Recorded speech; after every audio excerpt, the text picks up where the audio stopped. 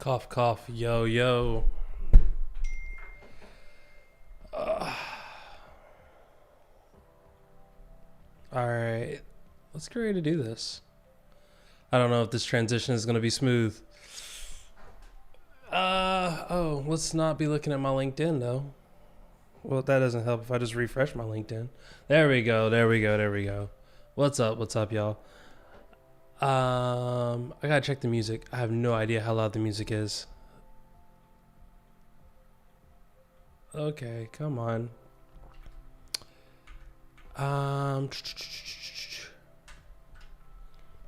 When you had it and you don't know where it is, and now it's gone. Okay, I'm guessing we're good. Yeah, I'm guessing we're good now. Music still seems like it hasn't changed, so I like it. Hey, John, what's going on? Good to see you. By the way, John, you're a little celebrity in our little crew. I asked someone earlier if they knew who you were, and they're like, "Yeah, John's been contributing to all of our stuff." So I'm kind of glad you joined in. It's not so loud. Okay, good. I didn't want the music to be too bad. It's more just in the background. But yeah, you're doing big things over here. So I'm stoked to see that. But today we're doing some exploratory missions. I can't even explain what the plan is because there isn't a big one. First things first, we're going to be doing a lot of stuff in the Visual Studio Code. Just getting all of these repos added. Not this repo, this is my personal repo. All of these repos added in here. So I'm going to try to keep up with folks. I'm also someone else is going to be taking over this project in the next week. So I'm going to be a little over explanatory on stuff. I'm also going to be sharing a bunch of links, and I really hope that folks will, sorry, if you keep seeing me bounce back and forth, it's because I'm losing my chat window. I need to bring that down here, actually. That way I can see it. There we go. Hey, that's great. I mean, the only ask is that you do what you can, you know? So, yeah. First things first, we have a bunch of updates that we just pushed to support OpenTelemetry, the OpenTelemetry distro, to this template. So now whenever you use this template for samples, OpenTelemetry is enabled by default, which is good. Now, it's not going to be the most in-depth OpenTelemetry. It's not going to support tracing and probability sampling and things like that. Long story short, let's go play in the Microsoft SDK. Nope, get out of there.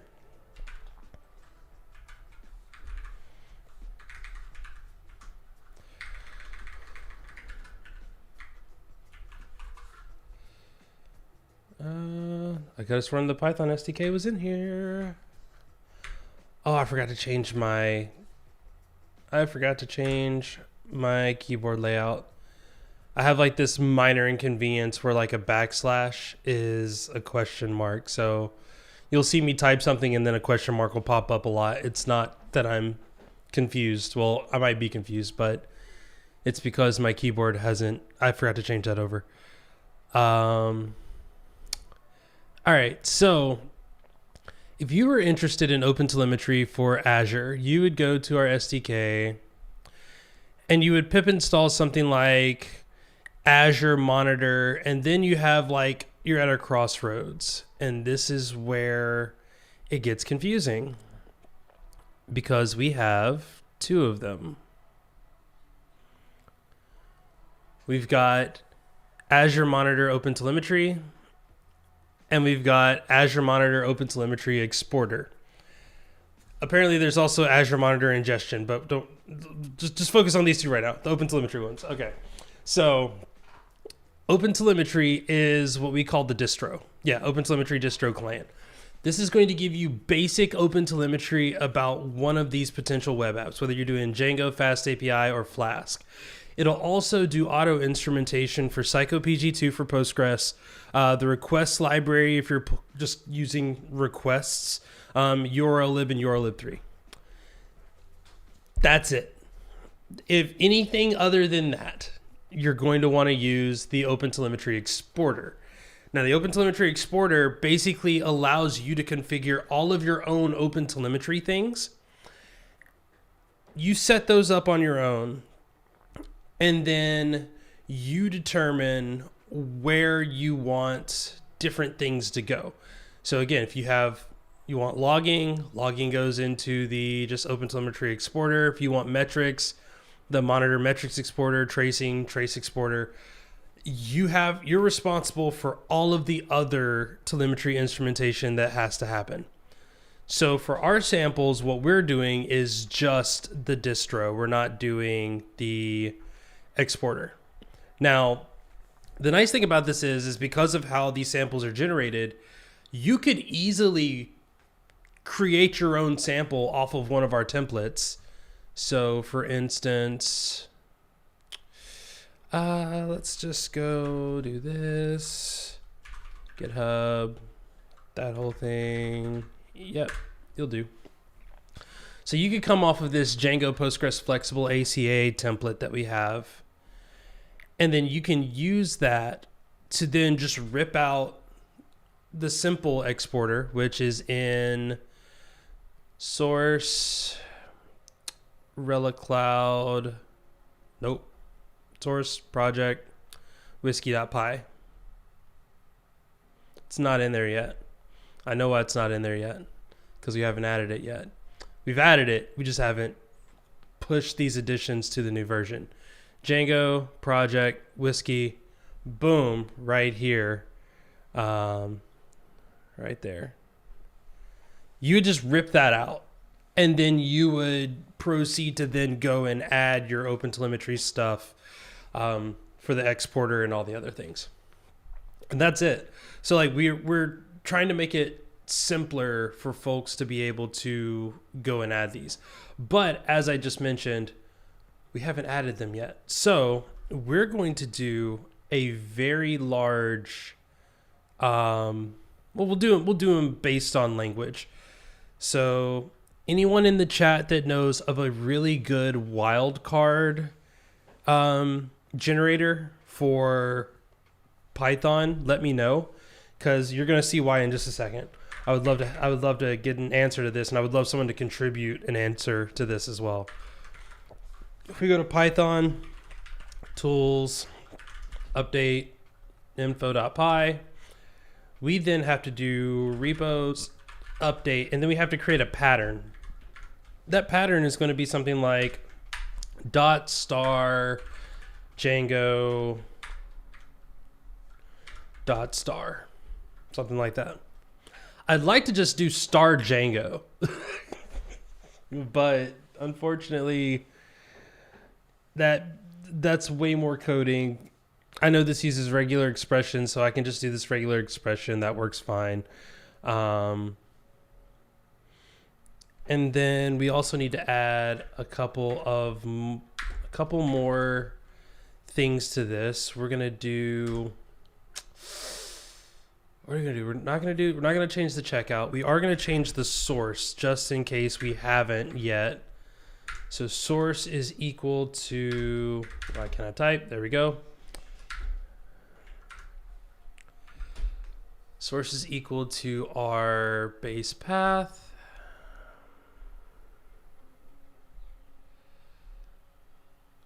I really do need to provide a backlink for that repo, this repo right here. So our source is going to be this repo. And we're going to tell it, hold on, I want to double check this. Because there's a mix up right now in how it's written, because I think it's written as no PR. It should actually be written as PR. I just want to make sure that I'm passing in the right code. Otherwise, it's not going to submit the PR for us, and we're going to be stuck creating a bunch of PRs that we have to then go and also manage.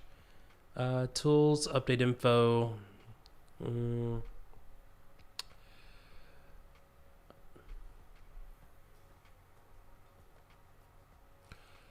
Oh.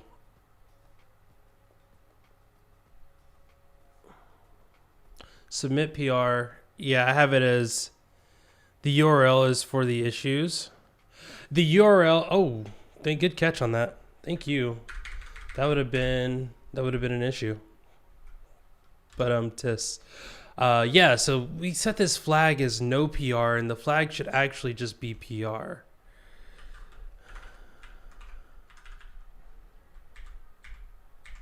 Yeah.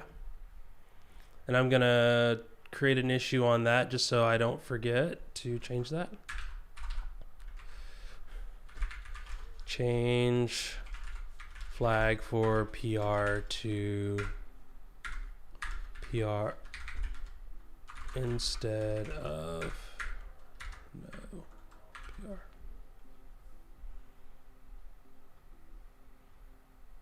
I guess I could have just highlighted this and said create issue off of selected, but I don't know.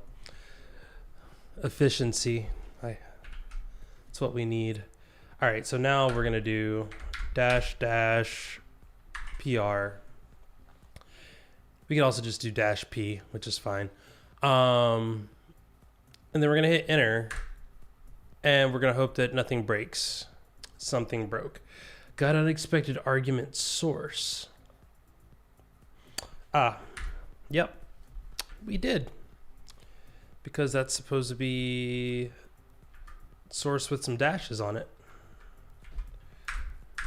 There we go. There we go. All right, so now we've got some stuff happening. If we want to watch this happening, we can go over to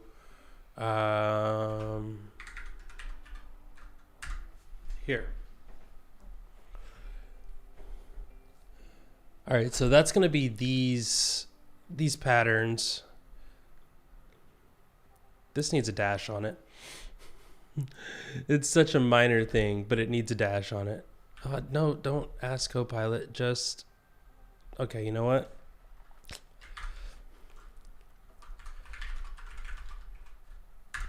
There we go.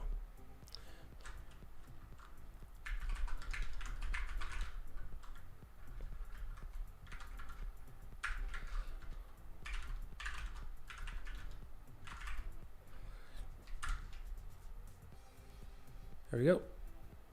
Did it create that issue? It did. Sweet. All right. All right. So now we see a bunch of stuff happening here, which is great. Looks like there's no changes for most of these. You love to see it. Mongo Git doesn't exist. This doesn't exist either, so that's fine. And I believe, yeah, it's going to give that error. Repository not found. Okay, cool. So this is interesting because it said that there were no changes. But when we actually looked at the repo, there was a change. Azure Django, flexible container apps, pull requests. There are no pull requests. Branches. Let's check branches. Cruft update 4 days ago. Basically, it's saying that the branch. Oh.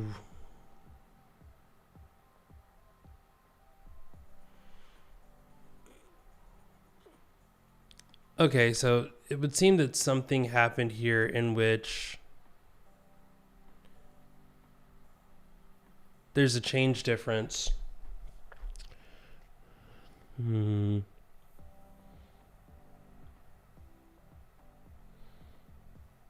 Yeah, it definitely didn't update. What's going on with that? All right. The nice thing about this is we still have the folders that these were all in. So this is QP. So we can CD into update repos. We can find QP, Azure Django, Postgres Flexible ACA.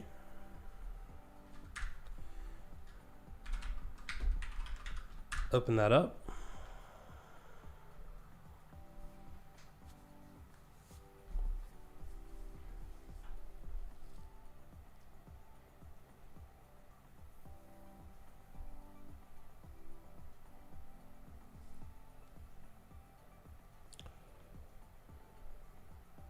Nope, I need the other VS Code window. Here we go. Boom.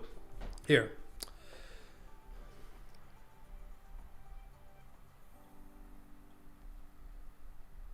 Stop it. Okay. So this should be on Cruft Update. It is on Cruft Update. But this is likely the problem. So Cruft Update already existed on that branch. Because of that, it was like, hey, I can't update because there's a branch that already exists. So it refuses to publish that update. All right, so that just means we need to provide a different branch name, which we can do. Just pass in branch. I was like, don't hit enter, please. Dash dash branch. I can't type. Still can't type. There we go. Still can't type. Branch equals JStream. Why not? Cool. Wow, keyboard. Why do you hate me? Stop. No such directory.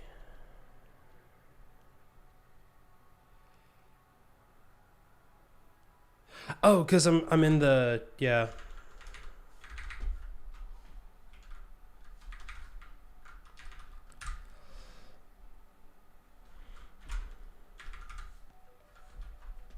Come on. This is a lesson in banging my head against the wall. Okay, here we go. So yeah, now it's actually going to push everything to that branch. I know that branch doesn't exist. It's good. We can actually go in and delete these branches, but I don't necessarily want to do that just yet.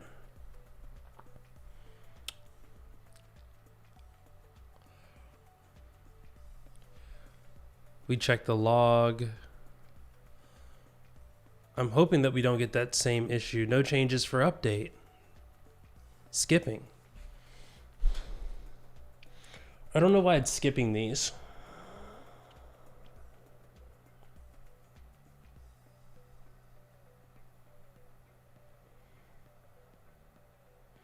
Why don't I change the keyboard settings? That's a good point. Mostly because I told myself I was going to do it before I jumped on the stream. Because I actually have to go to like a browser based thing and then go do this and then go do this. Actually, nope, got to hit edit. Do this. And the whole problem is that is supposed to be that. That's it. Well, that's one of the problems. Also, new keyboard, so I'm like, I'm still learning where stuff is.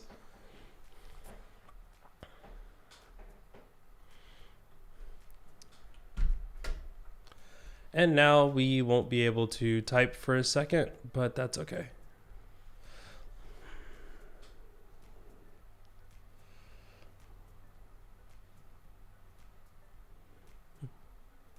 Why don't you just change the keyboard settings? It'll take too long.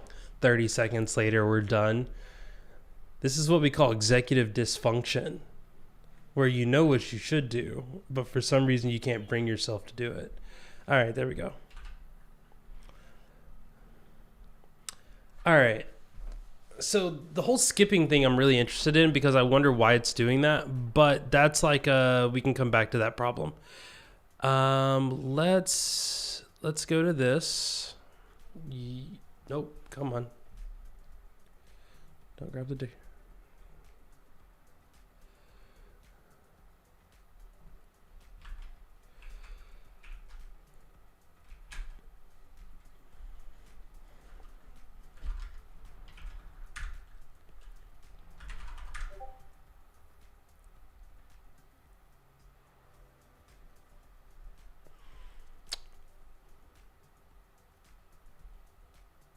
Why are you still in cruft update? You shouldn't be in cruft update. It doesn't even say it's in cruft update now, but then over here it did. I think it was because I had that window already open that it was like, I'm going to go to this already existent window. All right, so if we publish this branch, it should be fine. We can now submit a PR against main. Yeah, all these changes. This is what I'm talking about. Like, oh, there's no changes. Like, methinks there's changes. But that's fine. A lot of changes, it looks like. Those are all fine, though. These have all been, by the way, these have all been tested before. Also, I always forget to change the name of this. Remove cruft up. It's always remove cruft JSON because of how I built it, because I had to overwrite our existing cruft.json. What are we doing?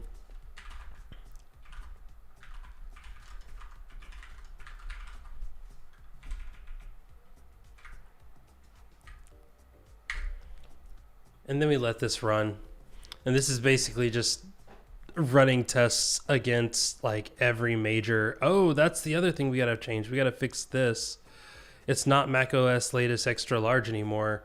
It's... Oh, this might fail.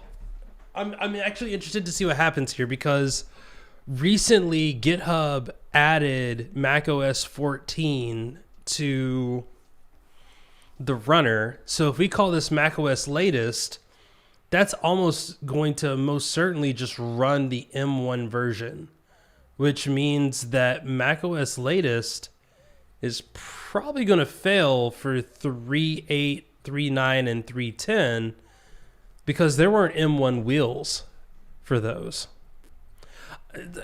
So they advertise it as M1. I don't know if it's M1 or M2. But basically the M1 chipset. So yeah, these are those ARM processors, and there may not be wheels for these. I'm just interested in, like, if I use macOS latest.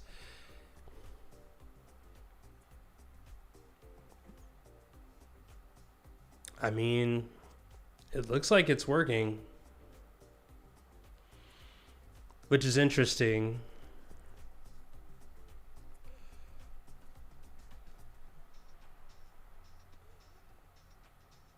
Okay.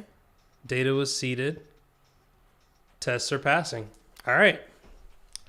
We should probably still, instead of doing macOS latest extra large here, because I think that's going to start to do like weird billing stuff. I think we can change this to macOS 14. That's going to be an issue.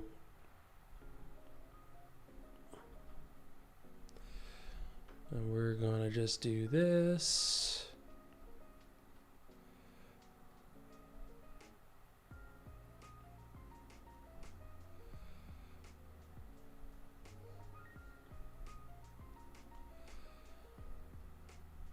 All right, cool. Tests are running. We can file more issues. Nope, that's Django Postgres Flexible ACA. That's not the right one. Dun, dun, dun.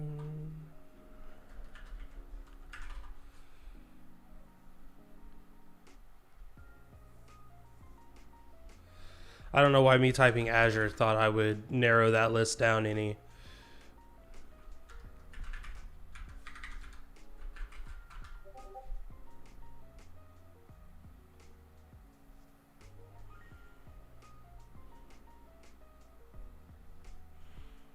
Okay.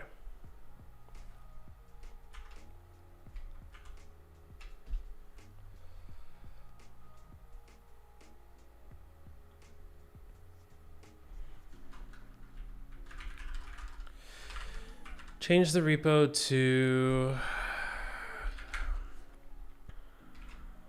Nope.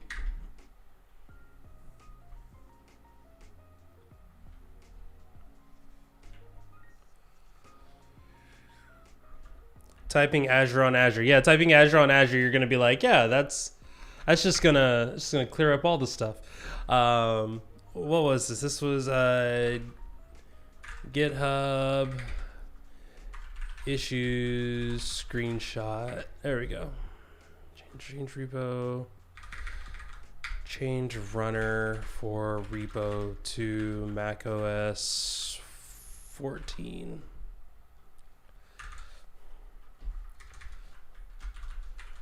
According to the announcement below, the macOS M1 runner is now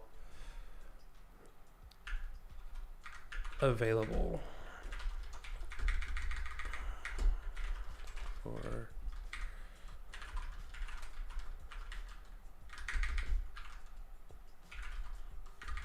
I can't type, but at least then I know why I can't type.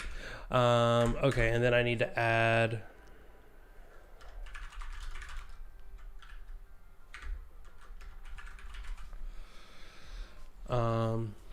actually I know why it's doing that. Those capital inserts. So new keyboard, I have the ZSA Moonlander, and it has this really interesting feature where like it'll auto shift for you if you just press and hold. I'm tinkering with the timings of how long I need to hold, because there are some things like if I just do that versus holding, it does that, which is great. Same for that versus that. The problem is if I just rest my hand on A, it'll automatically capitalize it. So sometimes I stutter and my finger just stays on the key too long. All right. So what was this post? This was GitHub. M1. Yep.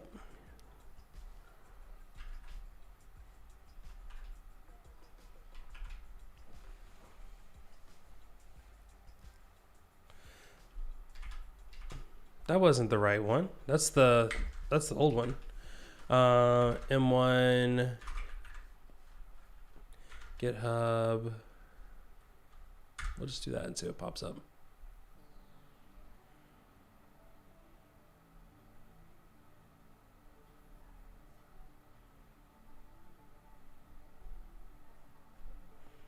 Is this the right one?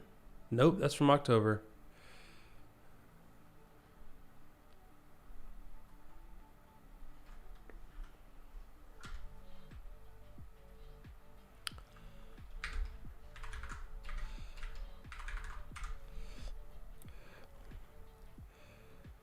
It definitely does take time to get used to.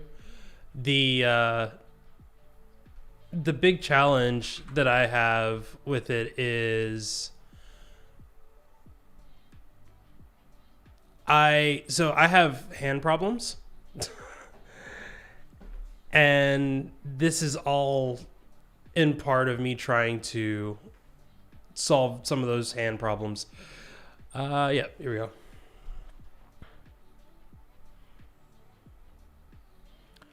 Oh, okay. So you still have to do. Okay. So this is a non-point. It's still doing Intel for large and M1 for extra large, or the ARM runner for extra large. Okay, cool. Non-point. Not even a thing that we need to worry ourselves about. Sometimes they say the best issues are the ones that no, I'm kidding. That's a lie. That is an absolute lie. The best issues are the ones that are easy to resolve, not the ones that were never filed. Okay, cool. All the tests pass. We can merge.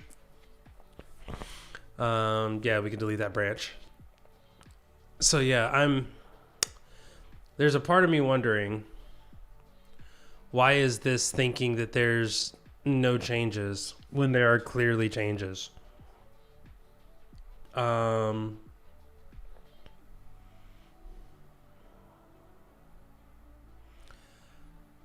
If we look at our code,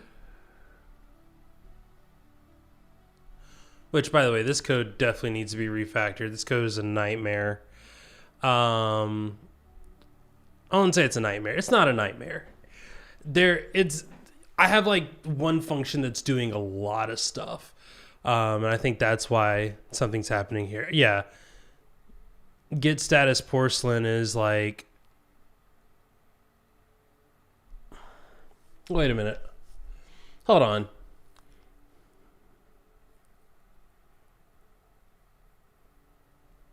I'm not a genius. Get status porcelain, if true, turns. Yeah, this is backwards. Get status porcelain raises an error if there are changes. So check output get status porcelain would yield 0. Yeah. And just like that, we've solved our problems. All right. Well, dang. What's the easiest way to do this? I guess the easiest way to do this is to do my favorite thing, which is just delete the update repos folder and then rerun it.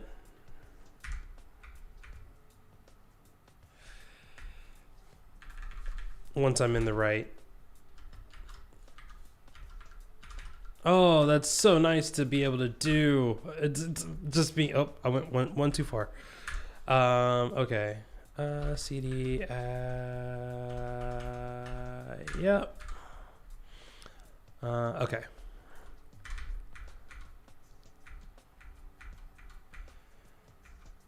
Now it should fail now. Well, it shouldn't fail. It should still raise that same issue. Because none of those branches were pushed.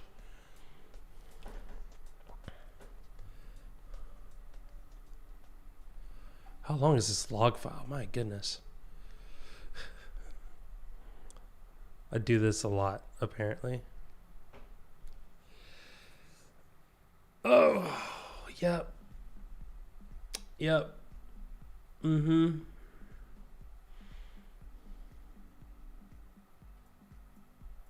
I bet this is why I added that knot in there.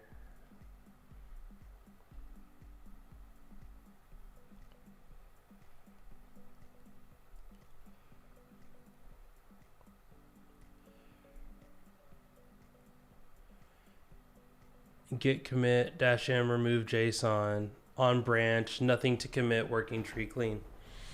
That's because it's clean on that existing branch. That makes sense if the branch has never been created.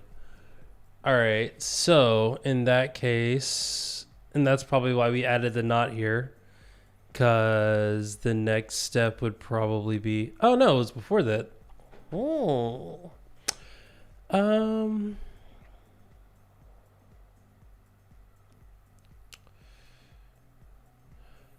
I guess we could just do a try except. Just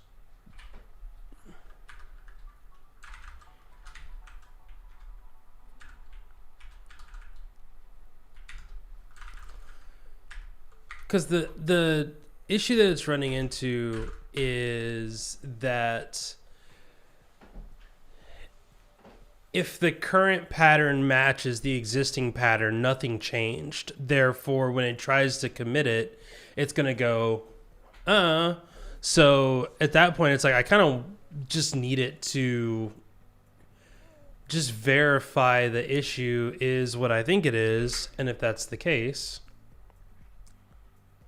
if this is the issue,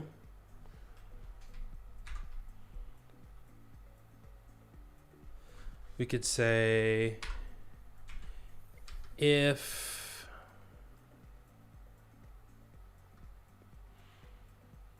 see,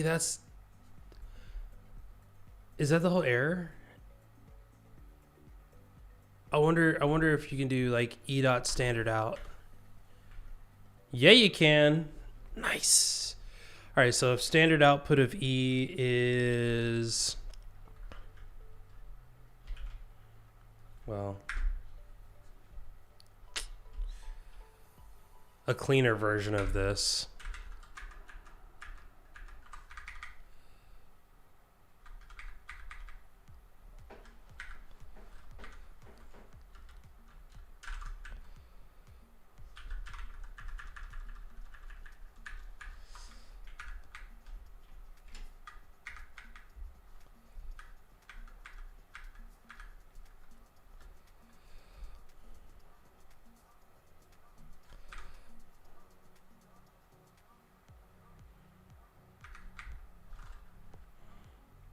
This is gonna be a nightmare, isn't it? This is not gonna work. A lot. I'm hoping that is correct. If that is correct, we should be able to just run it back. Run it again. All right. Let's add this. Okay. Do it again.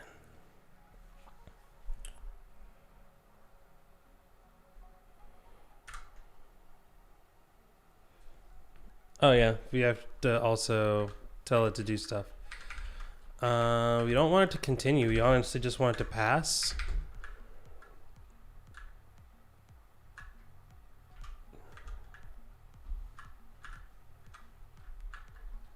That's weird. I don't know why that key wasn't working.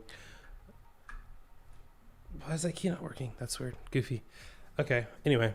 I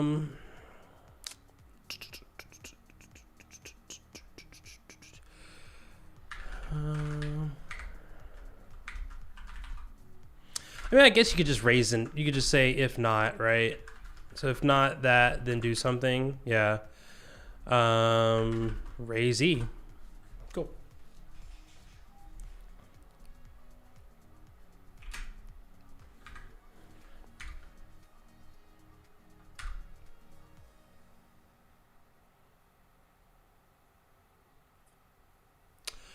Well, I did copy and paste it, but because it was, the pattern was adding some stuff.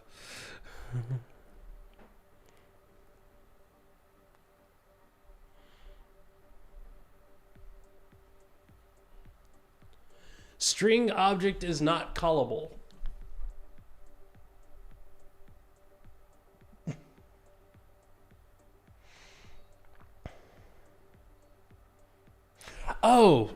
Duh. Why did I think that was a function?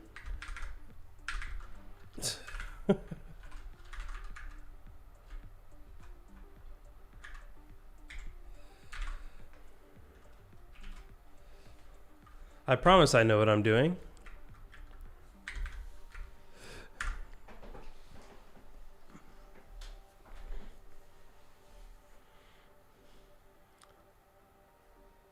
Okay. Oh. I wonder if I can get this to line up better. I'm just trying to see if I can get this actual error to... I could just get it to print. That would work too. It's like, if not this, then like print the error. That way I can copy and paste the error.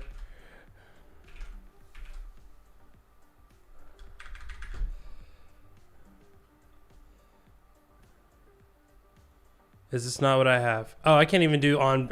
This is... Yeah, that's an anti-pattern. You don't want to do that. Or like, this is never... This is only going to work when it's called JStream. So that's an issue. On branch... this needs to be an F string. Oh, that's right. I don't have to do that anymore. Because I made a video that says...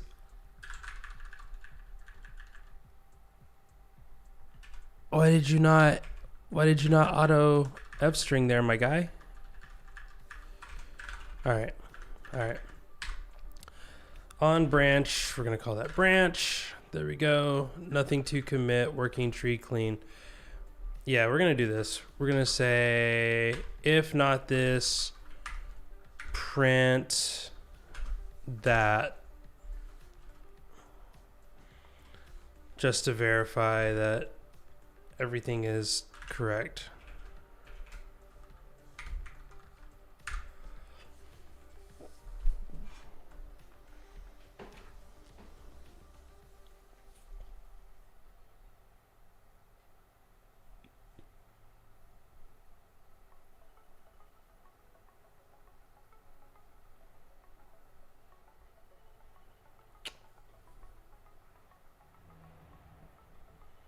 There's like a space in there or something. Or hey, how are you doing, my friend? Long time no see. But that's my fault. It's absolutely my fault. I think we could do something to the effect of, if this pattern And then we're going to get rid of this stuff because I think that's what's causing it to break. And then we're going to go, if that pattern is not in, yeah, it worked too. E dot standard out. My friend, are you going to be in Pittsburgh this year?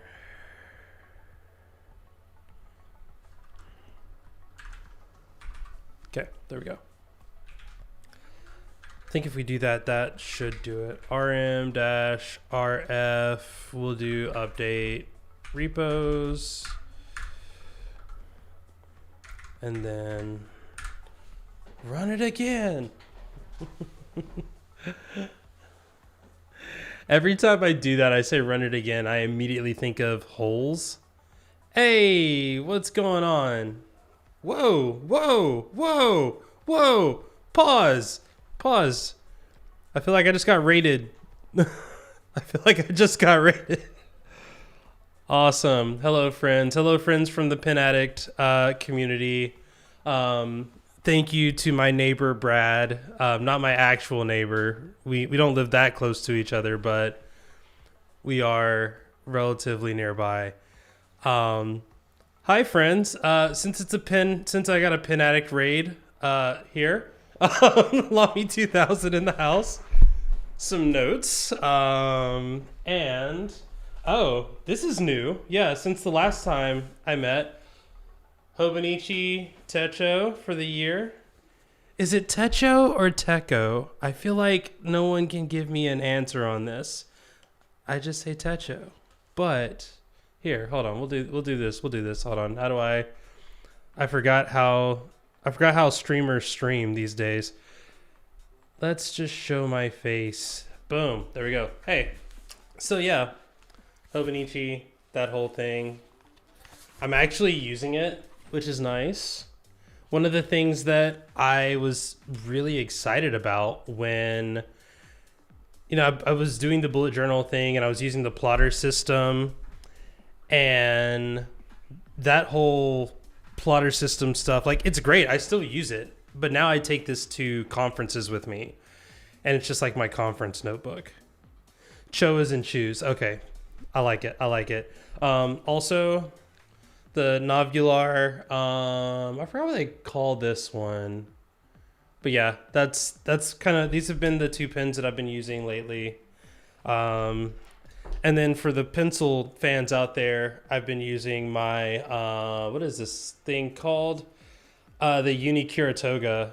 I forgot which version of the Kuratoga it is, but I like it. It's got the little motor thing. I'm a big fan of the little motor thing. The roulette. Was that a Twisby? It is not a Twisby. It is a Novular. Or a Narwhal. Actually, mine says Narwhal. So can I call it a Narwhal even though it's made by Novular? Which I guess the joke in that are they the same is maybe the question, but yeah. Yeah, we're adding that. same thing. I like that. Yeah, that was like the cutover pen. Absolutely. Oh, Brad, I don't know if you've heard me say this yet, but I got a 3D printer and now I'm in the 3D print toy train. And I saw, so From Corolla has a nice cat profile photo. So let's bring luck and technically money into the office with my little 3D printed money cat there. Yeah, it's been fun. Wait, they want us to call it Narwhal anyway? What? So wait, they changed their name, but then they say, no, just call us what you called us before. Okay. So since we have so many folks that are in and jumping, I will take a small break from the developer stuff. We will get back to the developer stuff, friends. Give me like 5 minutes on that. How many Pen Addict friends do we have that are in London, because I know that Brad has mentioned that he's going to be in London, but if you haven't kept up with Conduit, you will also hear that Jay is going to be in London. And I think Brad is planning a nice little trip to some type of London gathering of friends. And I want to be a part of that. So, if you're going to London for the Relay FM podcasting event of the century, we're going to just say of the century, then, let's see. Yeah, working on a stationary thing for sure. Yeah, I'll be there. Also, one of our community members let us know that London actually has a bunch of conduit things, like streets and restaurants. And so yeah, we're gonna be planning a conduit meetup. We're not sure what the details are. It may just be that Kathy and I get reservations at a restaurant called Conduit, and then if people find us and join us, then you're welcome to. But yes, if you're going to be in London in July for the Relay FM event, I would love to meet you. And I will probably bring some pens and some pencils. I'm trying to see if there's anything else. Oh wait, Brad, can I show them the benefits of living like right down the street from you? Can I show them all of the cool swag that I get to purchase from you that others can't? Because I think that's all that I have left. Okay, cool. Hold on. So,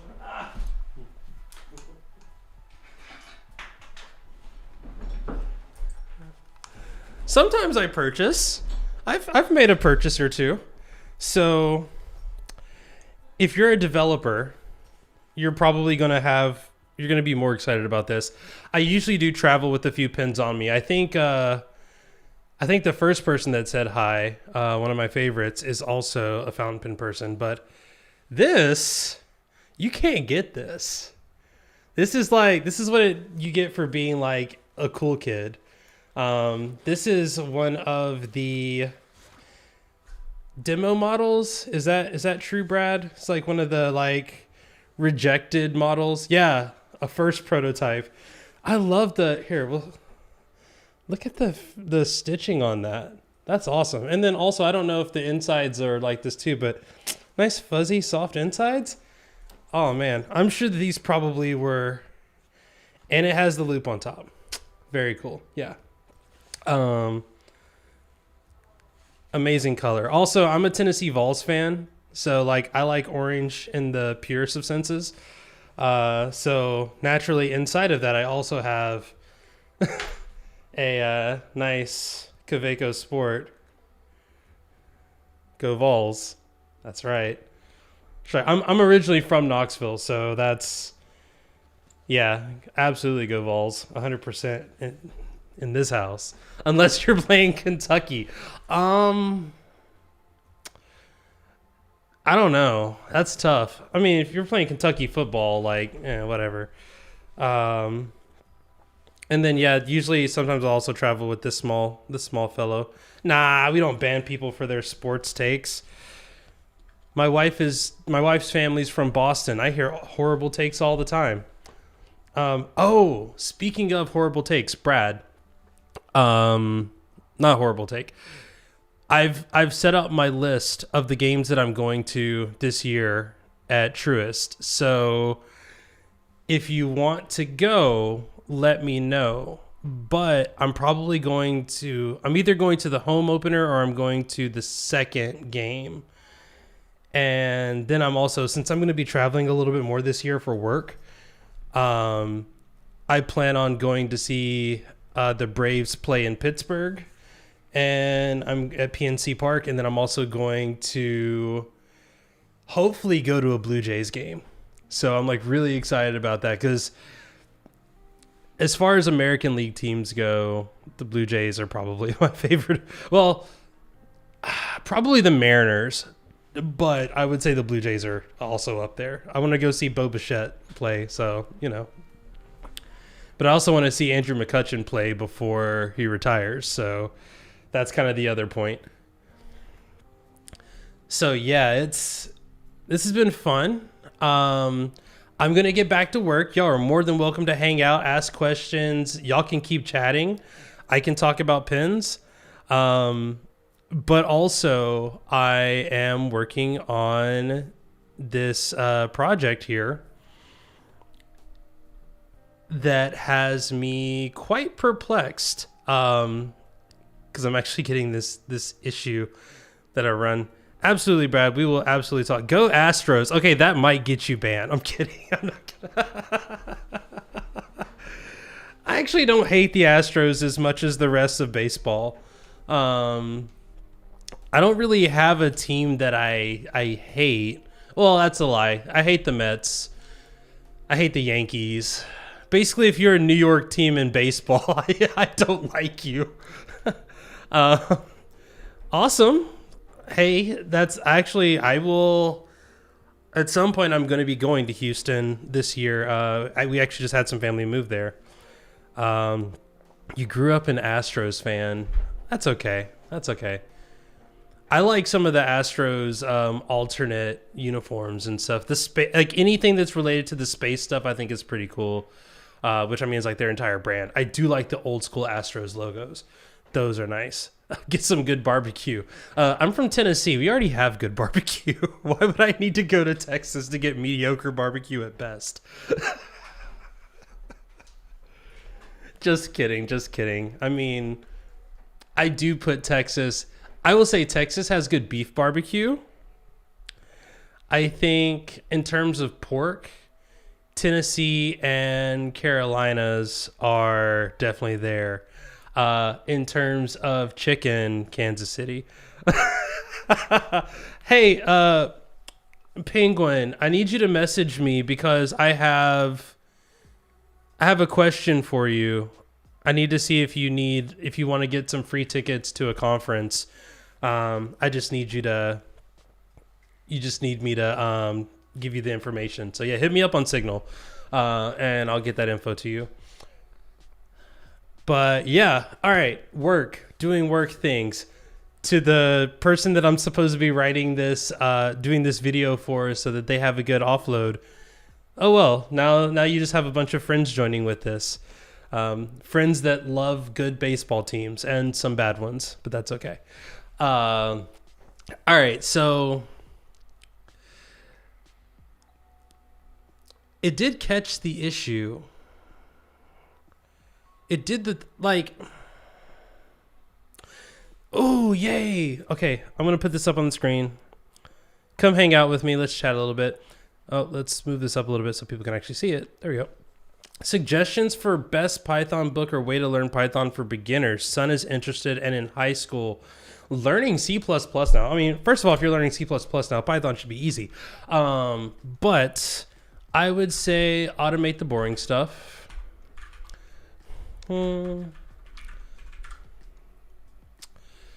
So automate the boring stuff with Python. Absolutely a cracked way for learning. Also, online, you can read the entire book legally for free. The author of this book is Al Swigert, longtime contributor to the Python community. Has written a lot of books. Automate the Boring Stuff is probably the most popular one. You also have Beyond the Basics, which is another good one. And all of these books you can read for free. Like you can read all of his books for free on his website. The Big Book of Small Python Projects is really cool. Cracking Codes with Python. Invent Your Own Computer Games with Python is another good one. Al also live streams, so you can also catch him building some of these, like a hex grid and a hacking mini game, and these. It's just a fun way to learn that's not, constant beating of the same drums. Think Python is a good one. Can I post a link to I absolutely can. I'll post a link to, yeah, we'll just go here. We'll just go to this part. And there you go.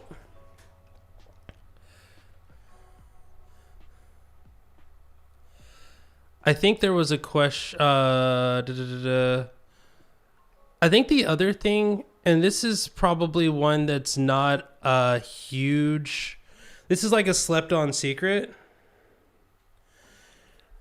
Go to meetups.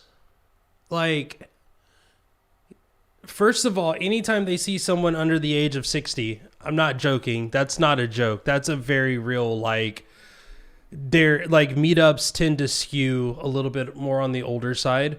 So especially if you have like a high school student, go with them, learn with them. But going to meetups and just sharing what you're learning is an excellent way for people to start wanting to offer advice and tips and doing a bunch of things like that. It's also good because then you start to know people in the area too. So if you have questions, it can be like hey, this, there's a test coming up. Can you, work with this person at a Starbucks to learn things? I'm not going to say that's how I learned Python, but what I can say is that the person on the screen right now is one of the people that taught me Python. So like true facts, and met at a meetup. So I would absolutely say if you can get to a local meetup, if there's a local meetup in your area, which, meetup.com, whether you hate it or love it, just go to meetup.com. Don't be creepy and just type in Python. And then boom, I can see all the Python events in my area. There's study groups. There's like colleges nearby too. So there's a lot of college study groups and stuff. You can absolutely learn a ton from some of these. And some of these are online events too. So you can even just go to online events and hang out there. So yeah, that is a great way to learn. What do you mean lies, Jorge? Jorge has taught me more about testing than I will probably ever test, which is more of an admission of guilt, not necessarily a problem. Actually, Jorge, this is an interesting conundrum here of like, I'm trying to figure out why this error is like wigging out on me and saying like, okay, on branch, nothing to commit. What if I just simplify it? What if I just completely just remove this part? Because ultimately we're just pattern matching. And I don't necessarily need to match the entire pattern. Git is going to just raise the error that it raises. Doesn't have to be perfect, just has to be perfect enough that it finds it. So run it again. I should have also checked to verify that the error was happening in the same place. I just keep assuming that it's in the same place. But, actually, I just caught myself. It isn't in the same place because I'm looking at the commit message here, and that's at cruft update. Yeah, so I could change this until the cows come home. That's not going to solve this problem. Does that come in through standard output or standard error? It comes in through standard output. Standard error is none. Not sure why. I wonder if that's a part of check output here and not a part of like some other issue, but standard out is -1. I'm just saying the match isn't correct. So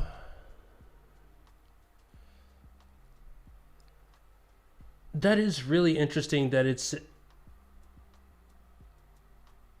yeah, I think I just have to do this try here. And I mean, again, there is like this whole, like, it could be a function doing a thing.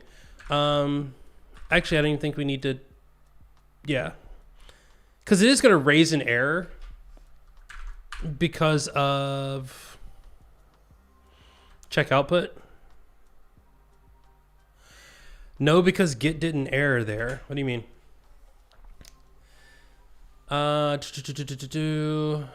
Called process error. Subprocess errored. Git didn't error. You are correct that Git did not error, but subprocess errored, and it errored on return code. And subprocess is due to check output. So I guess what it was saying is because Git didn't return just the hey, everything is good, then it's raising this error. And that's why I put the try in front of it. Oh, that's why the message comes out in standard output. Yeah. You would be correct, which is kind of weird that subprocess raises the error, but standard output or that but Git actually doesn't raise that as an error, which is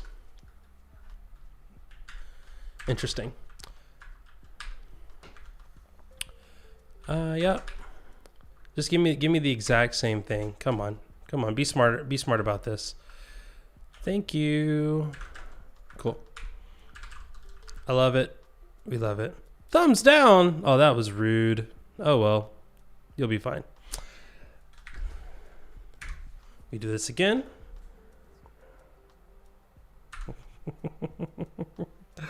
Oh no.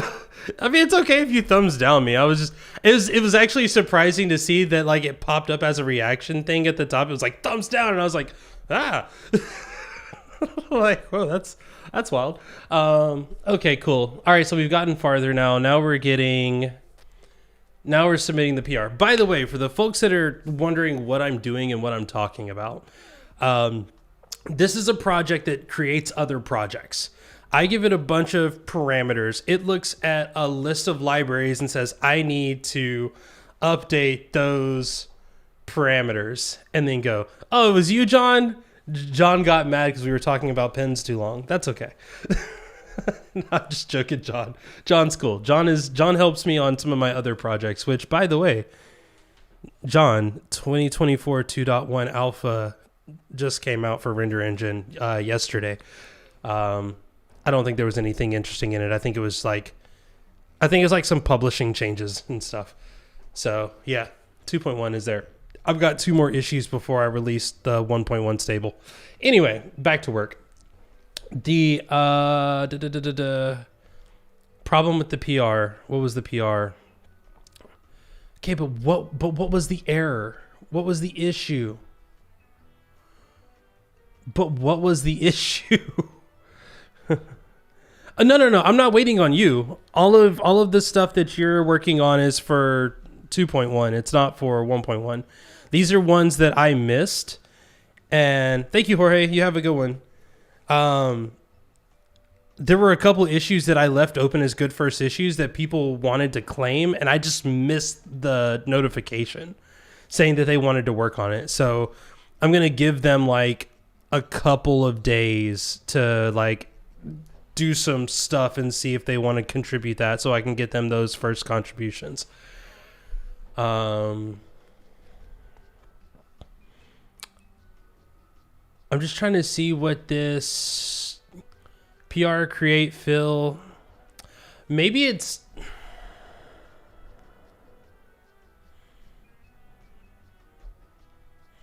return code. Okay, so the args. It did not like the args that we gave it. Okay. Interesting.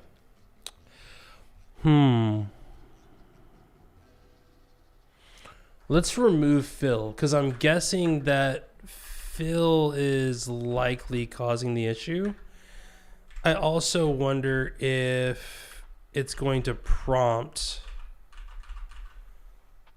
in the PR space. So let's check that first and see. Let's say GH PR create help. Yeah, I think we just give it like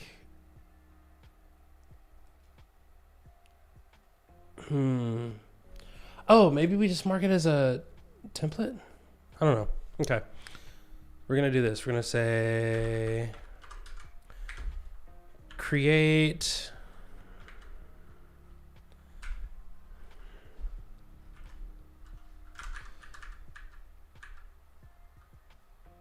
You say I was missing a comma?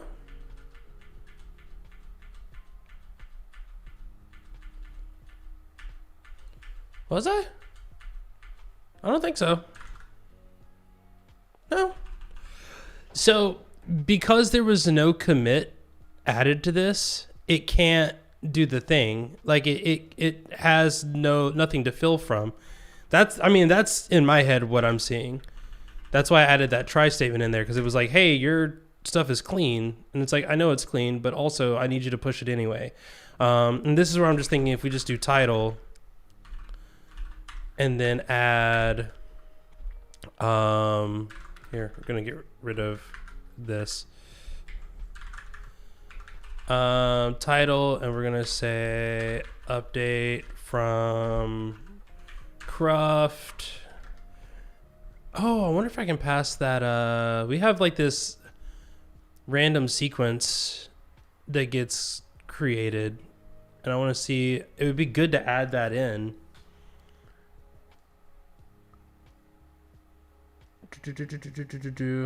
Oh, apparently I don't know. I don't define it in here. Where's that pattern?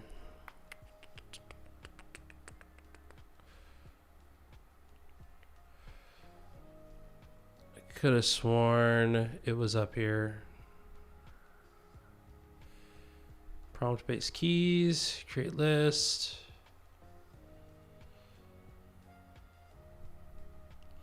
Okay, we're gonna come down here then. Maybe it's down here. Patterns, get pattern by, nope. Okay, this has to get added somewhere. Where does it get added? Because we clone to a certain path. Path, okay. Check output, path join repo. Oh, we just call it path? Oh, and of course I overwrite path. I probably shouldn't do that. Let's see.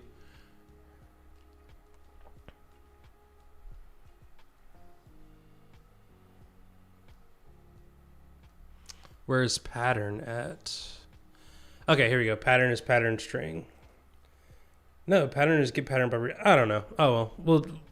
It's fine. We that is not what is needed for this to happen as expected. Okay, saving to path, source lib. I just need the actual command. Where did I put that command? Here we go. From Cruft. Boom, boom, boom. There. Okay, save that. Go here. And let's run it.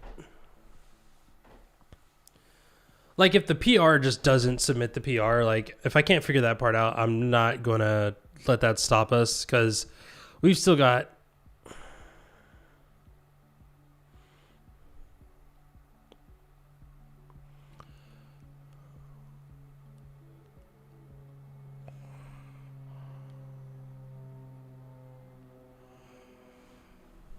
Now am I missing a comma? No, there's a comma.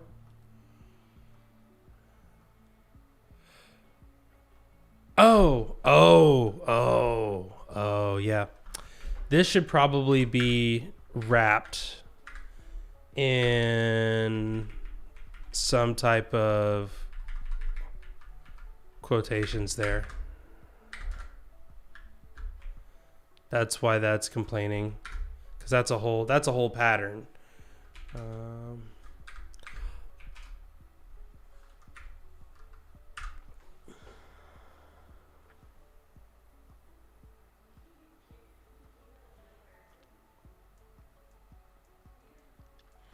I also realize it's probably going to yell at me because it doesn't have. Okay, I don't know at this point.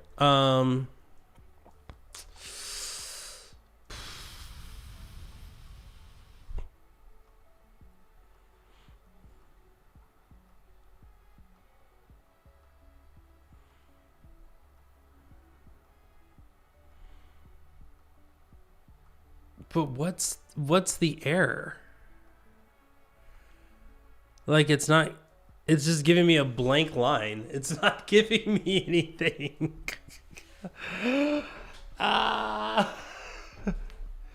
That's annoying. That's very annoying that it's just like, what if we did something like draft? Because I'm guessing, my guess is that it's saying I can't make it the way that you've told me to make it. Even if it was a draft PR, that's so much better than doing nothing.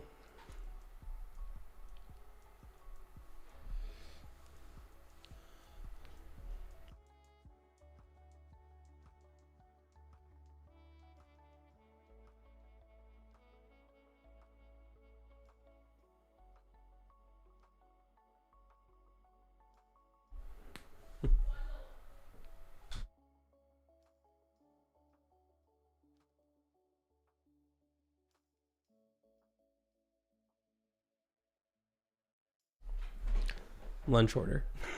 Okay. No, didn't like that either. This is annoying. Can I create a PR without a title? I don't think you can create a PR without a title. If yes, try it. I mean, we can go into that actual. Let's see. Update repos. You're in MMK. Yep. Here we go. Code. I mean, we can just come in here and see what happens.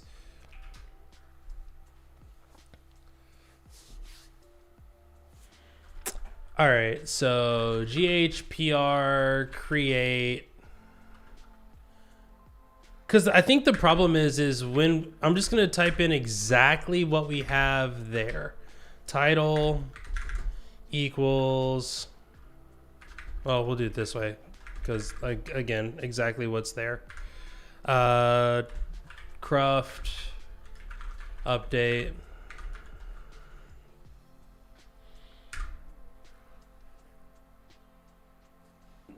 This is what's happening.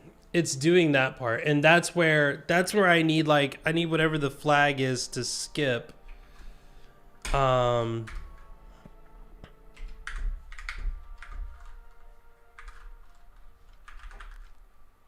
Yeah.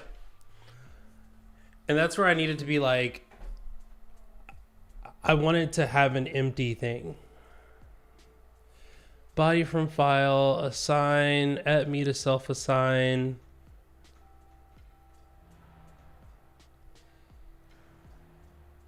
So do I have to give it a description or a body? I mean, I guess I have to give it a body. Interesting. There's no like quiet mode. That would be nice. All right. So if we go back over here, I mean, that's what I'm going to do. I'm just going to say like, because again, at the end of the day, I can go in and update these. Like, I don't need it to be, it doesn't need to be 100% accurate. That's the beauty of GitHub, is that I can just go in. Why don't I give it the flag body? I did right here. Oh, body equals nothing. I see what you're saying. You're just saying give it. Nope. Okay. You're saying give it that. Oh, I guess you'd have to say, ooh, that's interesting. That's an interesting. You're saying pass in equals and then nothing, which then I need to swap these, which is fine. I think that would work.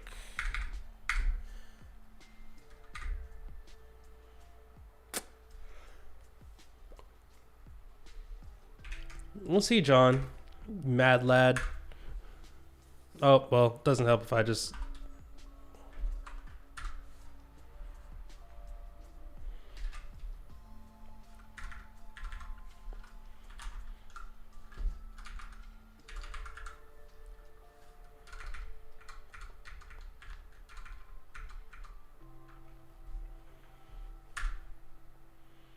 I also just realized I've already published that branch before, so it might complain a little bit still. But I would still rather it yell at me for that, because that's a issue. Everything up to date. Where was everything up to date? Where was everything up to date? Where was that in here?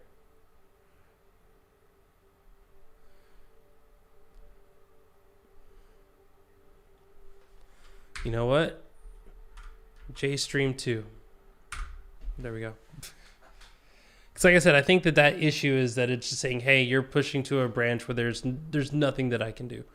I mean, it also might just be saying like, hey, fam, like you can't.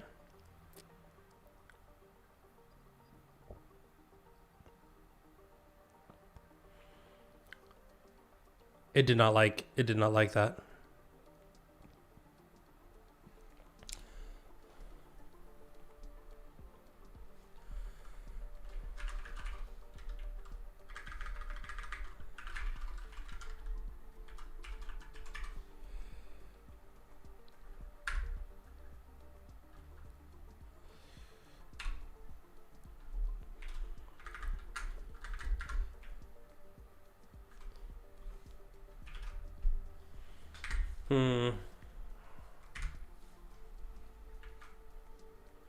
Yeah, I think we need a body.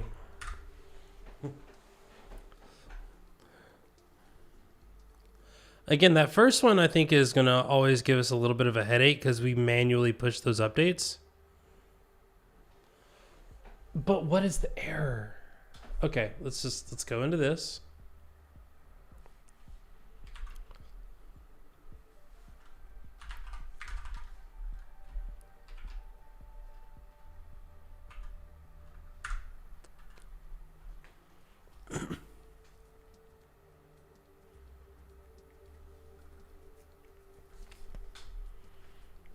No.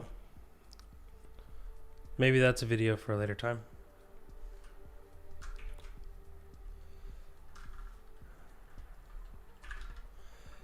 You think we need a body? You think there are other yeah. That's what I'm guessing, is that there are other prompts. So I am going to, and I feel like, again, this is where there just needs to be a suppress all prompts, make everything else empty. Test.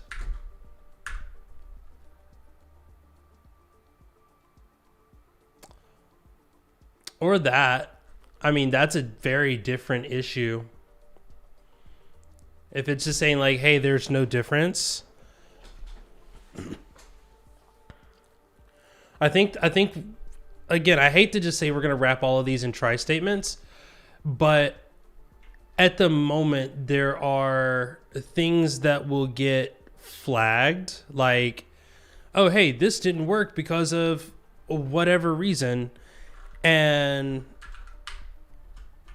I'd rather get them going first,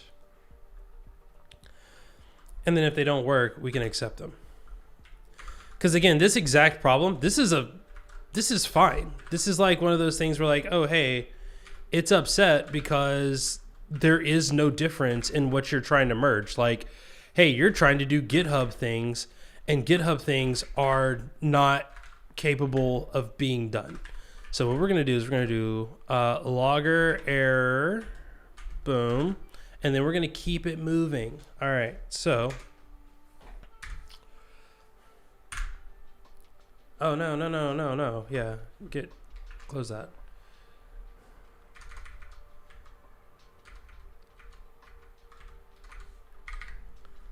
That also is going to mean that when we do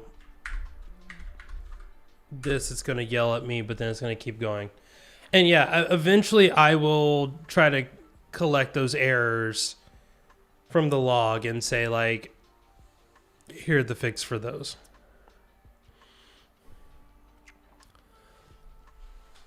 Like, yes, like that's cool. We understand. That's good, because that means we caught it, we saw it, and then it kept going.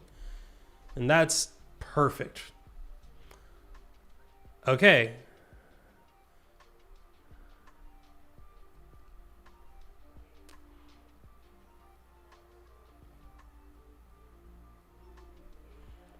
Now I'm slightly confused, because now it's just telling me like, hey, you should create a pull request.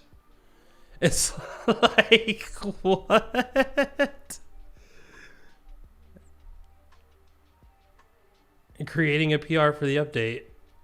Okay. I mean,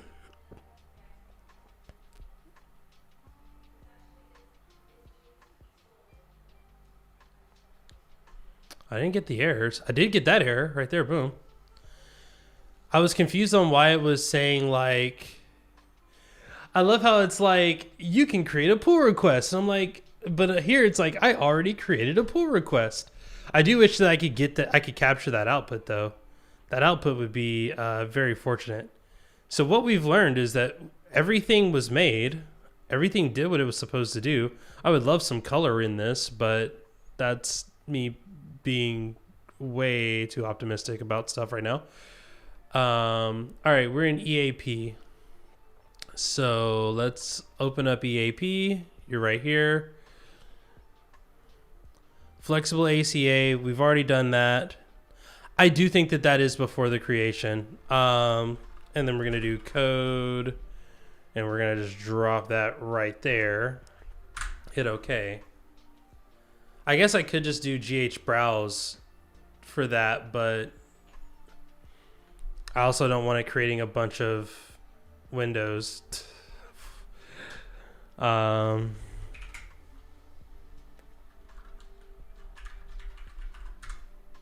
Also would help if I could spell browse. There we go. Is there a PR? There's a PR. Hey, hey, there we go. We got what we were looking for. We have the files that changed. We have the files that changed. It removed all the open census stuff. It added all of the open telemetry stuff. And then it also fixed that, which is a whole nother issue. Which means that now we should have tests running. I like it. All right. So yeah, apparently it's adding that information before the creation, which I just think is wild. Like, why would you? Okay, cool. Is there a way that we can view the latest PR? Because that would be very helpful. GHPR. The double quotations are still.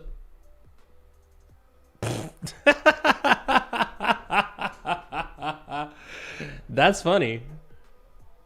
That's funny. I like that.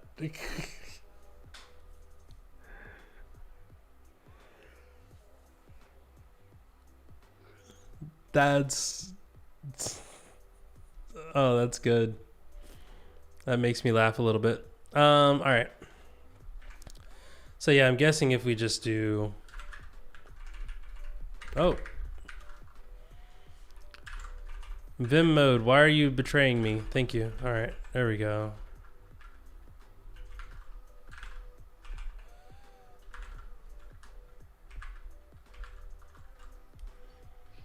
Yeah, we're just gonna... The sad thing is normally Ruff would pick up on this and probably try to fix it.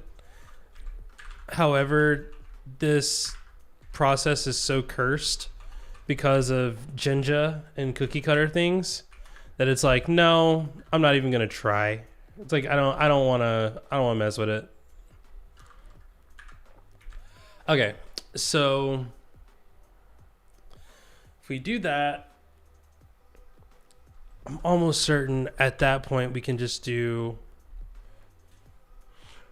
I don't want to do the web thing because I don't want to manually trigger it, but I do want to watch I do want a page to pull up for the PRs so that I can follow along.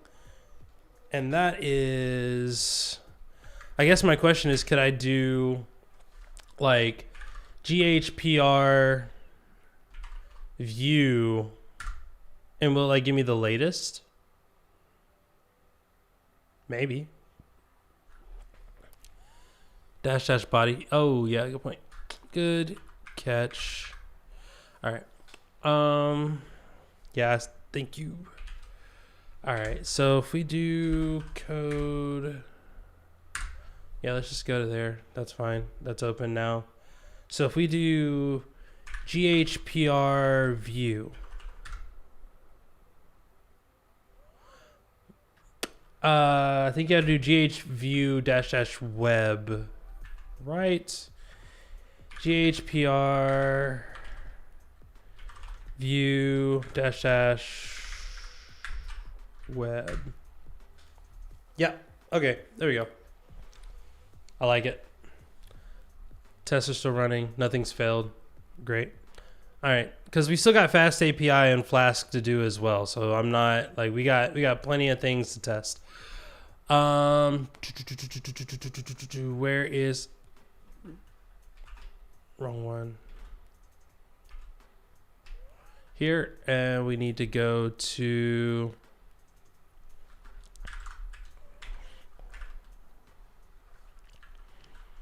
subprocess, check output.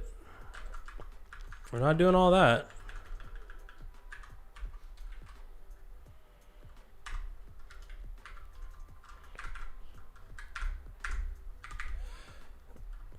View. Yep. Cool. Yep. Perfect. All right. So All of those other ones ran. So now we can just do this again. Nope. Nope. Nope. This again.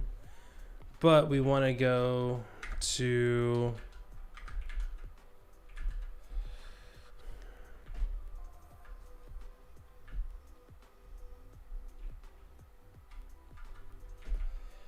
here.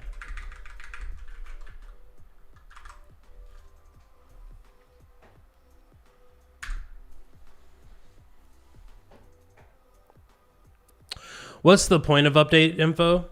Yeah, okay, so update info originally update info was so that that's gonna get annoying. It's gonna just start opening up random tabs. I've played myself. Okay, awesome. Yep, awesome. Yeah, we're gonna wait. We're gonna wait to answer that question.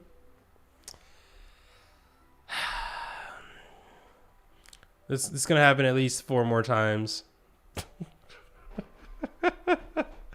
This is why it's important to be specific. So originally, if you go to the README on that initial repo, it has the list, like the list of variations of these, all of these, the Azure Fast API, Postgres add-on, yada, yada, yada.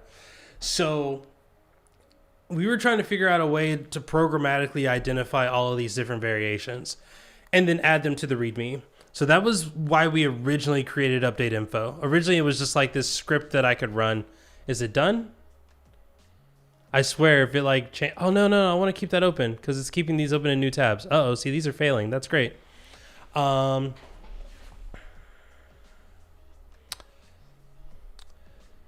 like, hold on one second. I got to...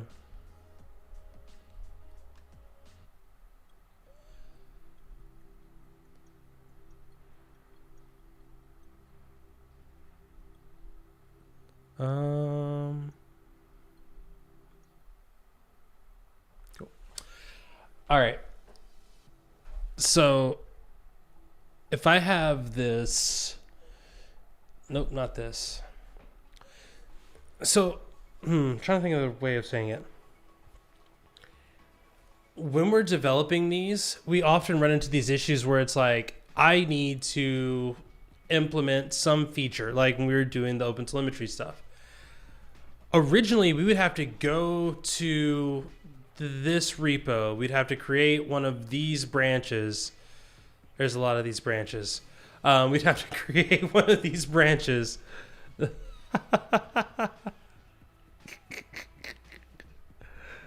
kind of funny. It just made me laugh a little bit. All right. Oh, goodness. So we go into this branch. We would give it a name like test OpenTelemetry. And then we'd build it out and we would do all the stuff for it. And we would be like, okay, cool. Now it's done. I need to now look at this branch and go and make those changes. And the problem is we were like going back and forth on like, okay, where is this going? Where's yours at? Where's mine at? Who's doing what? So ultimately it was like, I want a fast way to be able to just pull down any variation of what's going on. So if I do Python, tools, update info, and update info is probably a bad name. It could just be called, Azure Generator CLI or whatever. But repos, update, I provide some random pattern that involves Flask and app service. Let's add Postgres because otherwise we're going to get a few. We'll say Postgres, flexible, and then app service. Like one, I don't even remember what that's actually called, but I know that it could be just something Flask, something Postgres, something app service. I can just do that. And that's going to immediately find the branch that I was talking about out of those variations. And then it's going to clone it, pull it down, and run the latest cruft update. Because that was the other problem, was that sometimes we would want to develop on something, but the branch that we were developing on wasn't the latest version. So then it was like step 1, pull down the repo. Step 2, run cruft update to get everything up to date. Step 3, make your changes. Step 4, test them. Step 5, go in and backport all of those changes. To where now what we're doing, and then sometimes you had it like the other way around, where it was the other side of that, of you have a change inside the generator. Step 1, pull down repo. Step 2, run cruft update. Step 3, verify that it didn't break anything. Step 4, push to main. So it was just a way to standardize across that board, especially when you forget which ones you've done and which ones you haven't. And that's why I liked doing the little wildcard thing, because I can say, okay, if I just, for the sake of it, just want to update all of the Flask stuff, I can just do update tools, repos, update, yada, yada, yada, Flask. And then from there, I know that every single one has been cruft updated, and then I can submit the PR. So at the bare minimum, there's a PR that updates all of the Flask ones to the latest version, or all the Fast API ones to the latest version, or all of the ones that use Azure container apps. Especially as this number will increase once someone submits their PR for Microsoft or for MySQL. Because then you have like 6 more that have to be submitted, and you're just like, oh well, yeah, now that's even more I got to worry about. So yeah, all of these failed. Wow, that's not good. These are still running. That's wild that they're still running. I feel like something happened there. Oh no, they just haven't started yet. Okay, well, interesting. Cruft.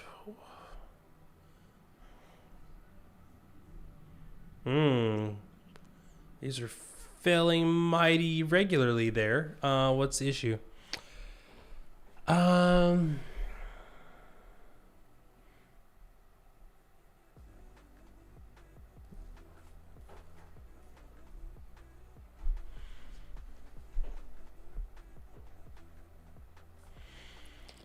Okay, so this seems like Pip is looking for multiple versions of Fast API dash app to determine which one is compatible. Oh,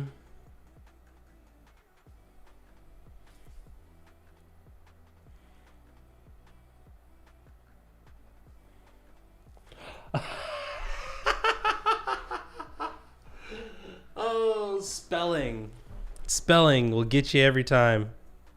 Nope, just Azure Monitor. Monitor is not a thing. That does not exist. All right, so we need to go into Fast APIs, not their app here, but we need to go into their pyproject.toml for Fast API. There we go. Yep. Yep, that was a thing that happened. So now I got to create a new branch. Fixes, call for Fast API pyproject.toml. There we go.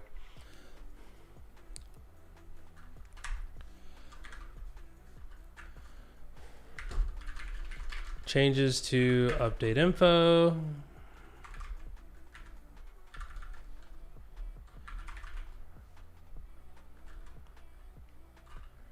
Primarily corrects the typo, and yep, there we go.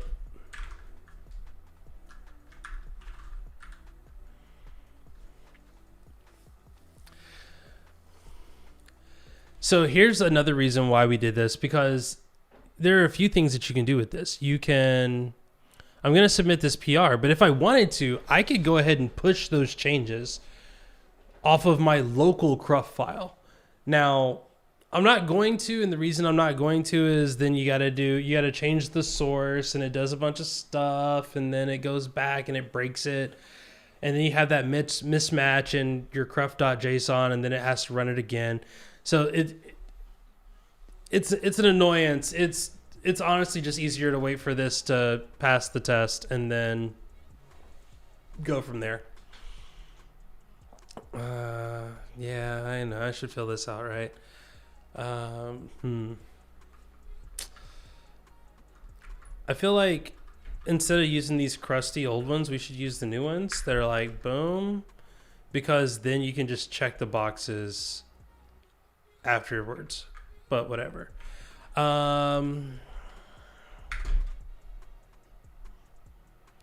Does this introduce a breaking change? No, not really.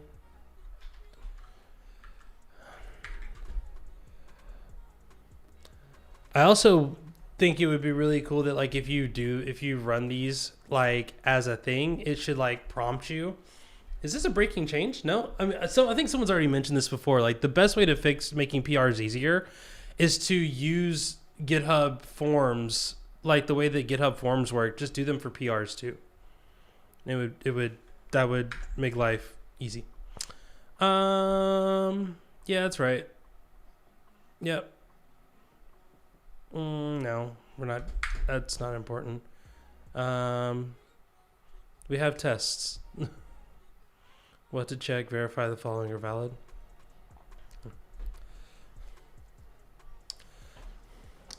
So one of the things that we've talked about doing is making it so that when you submit a PR to this repo, it generates each site and then runs their tests. There's a lot that goes into that. But basically it's like it'd be similar to what we're doing now in that like, hey, pull down a variation for each, like do this parameterization. And we kind of do that. We verify that the bicep runs, but we don't run PyTests on it.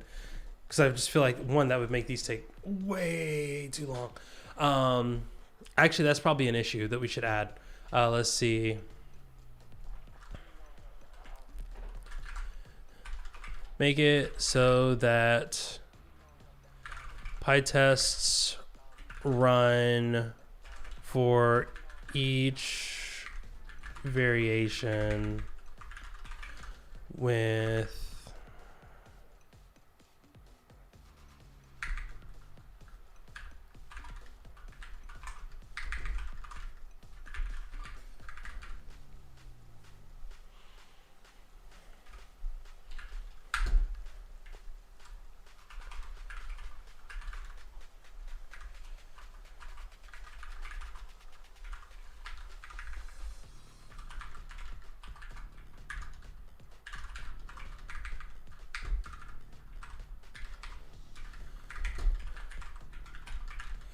Oh, no, you couldn't do that because you've got so many goofy variations. I mean, I guess we could. I guess you could, in theory, if you're all on the Linux version. No, that's way too complicated. Because we have like configuration steps that we have to add into each of these, and it would be cool if you could just do. We have there's this other GitHub action that's like repository trigger or repository workflow trigger, where like one workflow can trigger more. Unfortunately, Microsoft security policy will not let us run that. No chance that's happening. Okay, cool. So yeah, we know what the problem was there. We've merged our changes. Those are good. Dupe. Let's go back in. Those were the fast API ones. This is where the CLI gets another flag. So update info gets more complicated. All right. This is going to be view. I think that's fine. I think it's fine. I think if you're going to submit the PR, you're gonna view it. We don't need to make that more complicated. All right.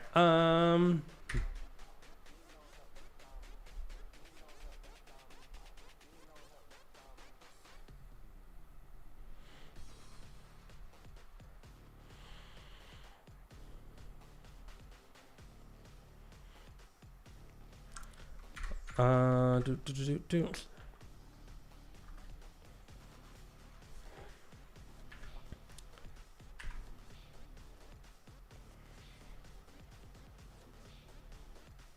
So now I'm wondering if I do set upstream. Yeah, I just don't trust it. We're just going to do set upstream 2. And then with all these failing, we're just going to delete those, which is fine. Before it starts yelling at me. Yeah. Delete that. Delete that. Yes, that's fine. Don't delete main. Deleting main would be bad. Yep. Okay, let that run.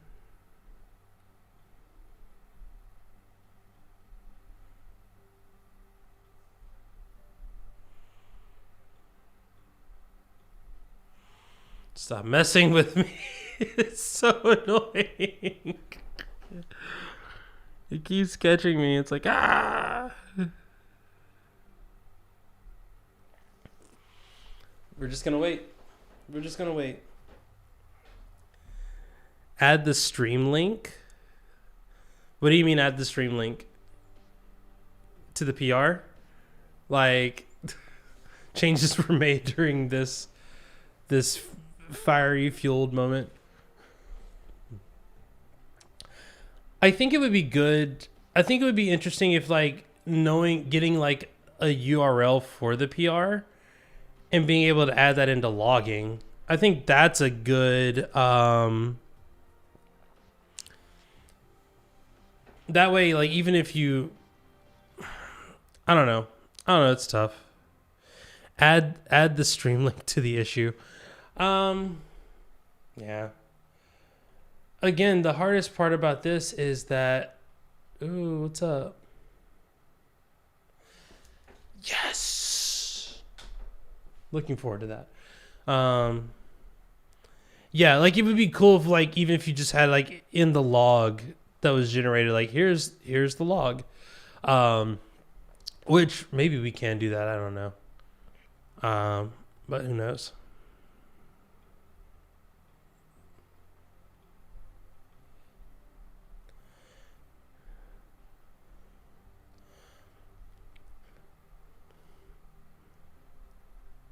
Yeah, the like auto load. Again, the auto load is nice because then you know that you verified it. Like you know you've got the branch open, you can just do the thing and close the branch when you're done. I have forgotten to do this so many times that I don't trust myself to say that I clicked all the links. What? These are still running? Mac OS, huh?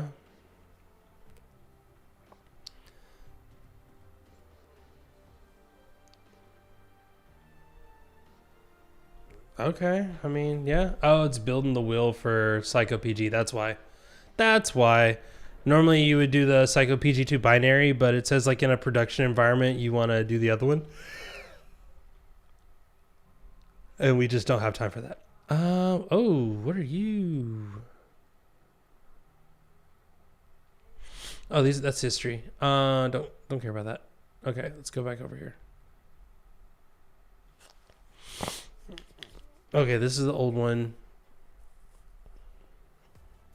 But I do agree with you. It would likely be much, much better to... It would be better to have...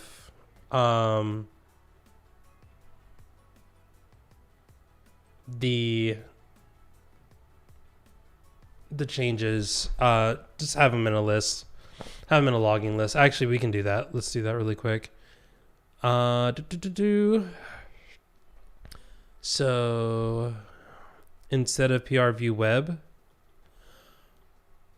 what would you do? How would you do this? Would you say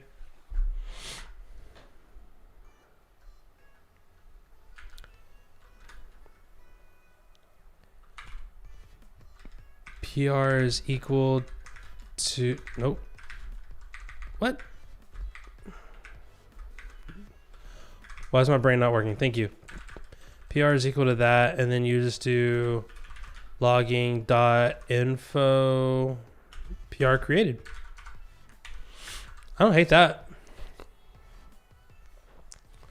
And then we don't have to do web. You just remove web, and then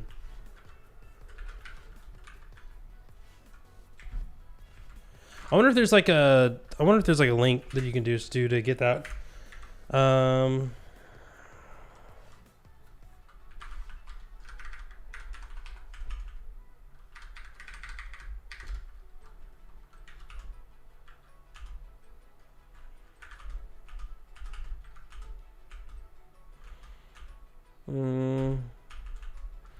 That was one that worked.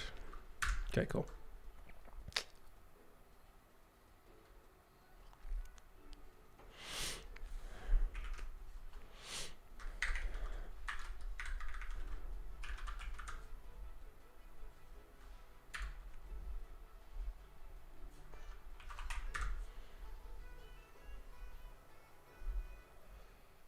Okay, cool.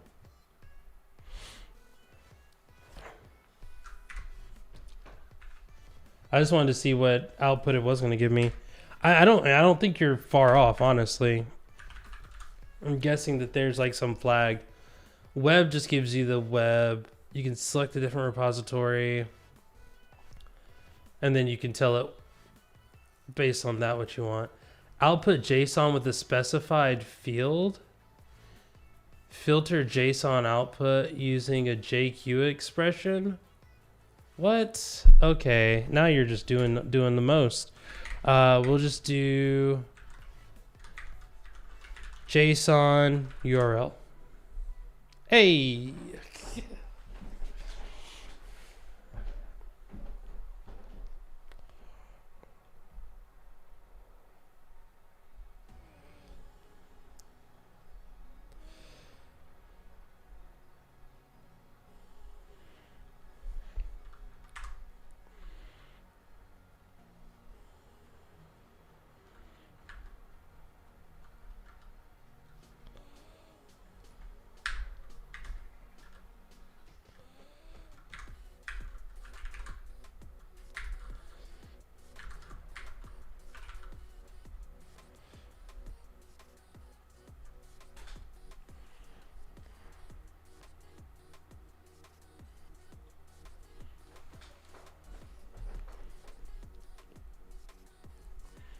I mean, I'm satisfied with this. I mean, in theory, I could do the same thing and just do like a tail or something on it. I don't know. Like, give me the exact middle line. Cool. All right, how are we looking over here?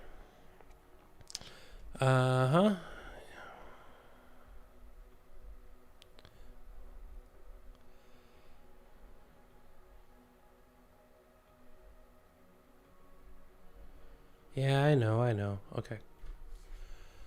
How are we doing over here? We are running. Oh, I get what you're just saying. Are you saying like, since we know that that's going to be, I don't know if that's going to be a JSON file though. I don't know how that's going to be formatted. I don't know if I could do like JSON loads this value and actually get the expected outcome. That's gonna be a little tricky, but it looks like all the tests are passing now, which is great. If the tests are failing on one of the individual ones, I'll have to get that later. I'm gonna go ahead and start the Flask ones, mostly because I need to eat, and then I have some meetings that I need to attend. So I'm going to do the thing. Magic command, there we go. It doesn't need to be JStream2, it can just be JStream.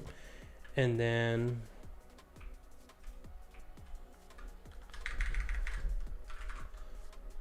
Flask, branch PR, I love it. All right. And then now we can check our log.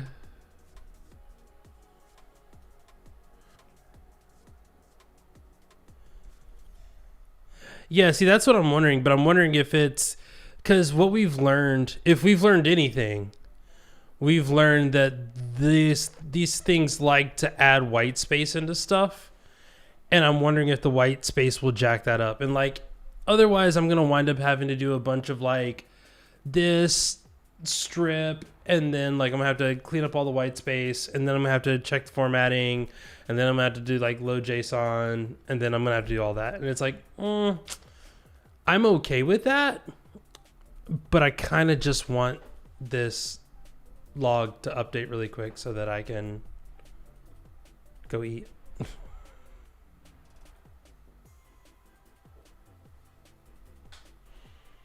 Oh, it did update, but it didn't submit. It didn't show me. Why are you not showing me my PRs?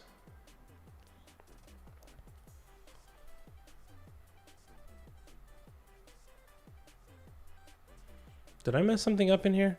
No. Logging info create. Did something break? No.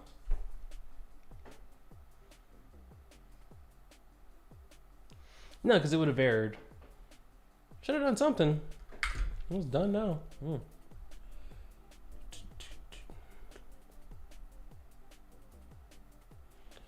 Rejection files. Oh, boo. I hate rejection files. By the way, rejection files are just merge conflicts that might happen.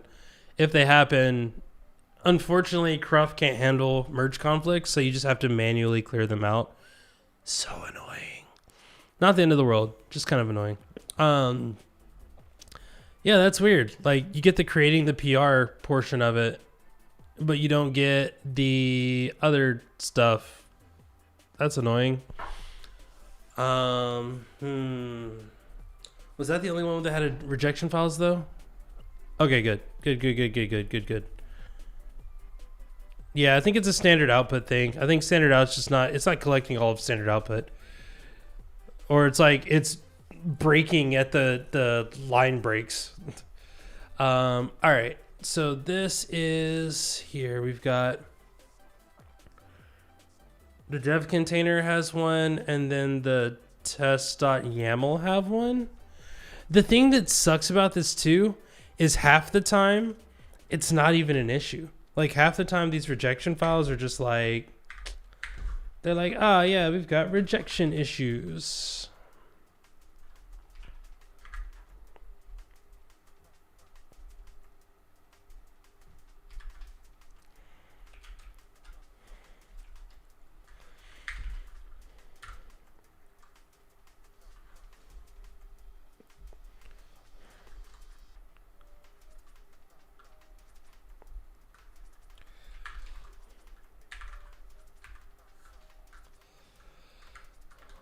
Open multiple files, star-reg.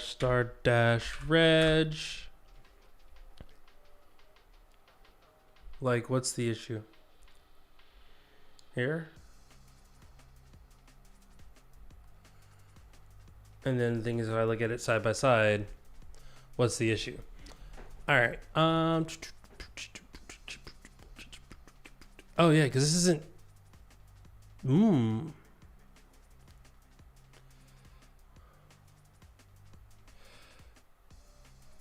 Yeah, all this is gone now. We got rid of all that.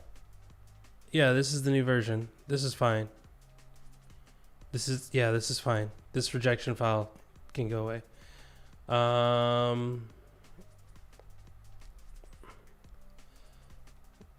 43 is, oh, it's this post create command. Playwright what?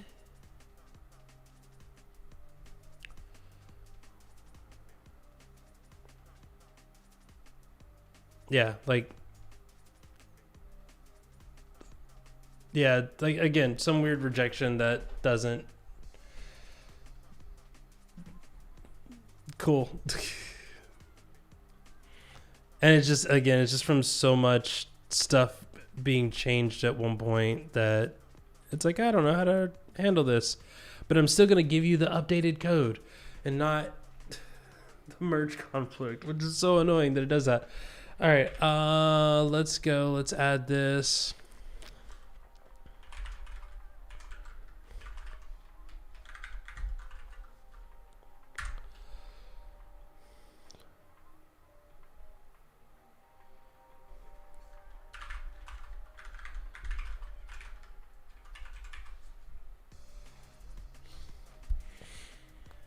Okay, cool. And then let that run. All right. So we have pushed all the things, and now we're just waiting for tests to pass. So at this point, I'm going to call it there. This has been fun. Where's my button? Where's my button to full screen? Nope. This one. Cool. Thank you so much for hanging out with me. John, thank you so much. I am looking forward to your contribution. Let me see. I'm looking down because I've got 2 monitors and stuff here. But yeah, thank you so much for hanging out with me. This has been fun. Thank you for the people that rated. I don't even know how many people are still hanging out with us. Oh, a few. Got a few people hanging out. Y'all have all been great. So I'm testing this Ecamm Live thing. I don't know how to raid from it.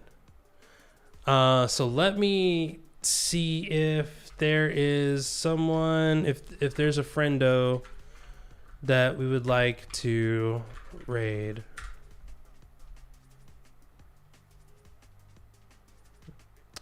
For those that are a part of the Twitch crew. Also, like, being back on Twitch is just weird because, man, Twitch is, it's all over the place right now. It's just Finite Singularity is usually the person that I would probably go to.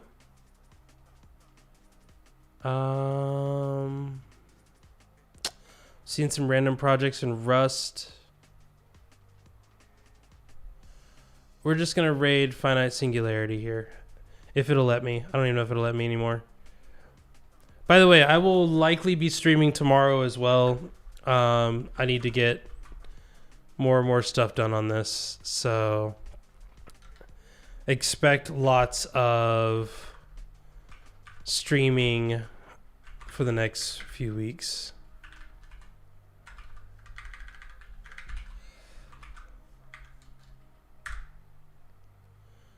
Don't even know if that worked.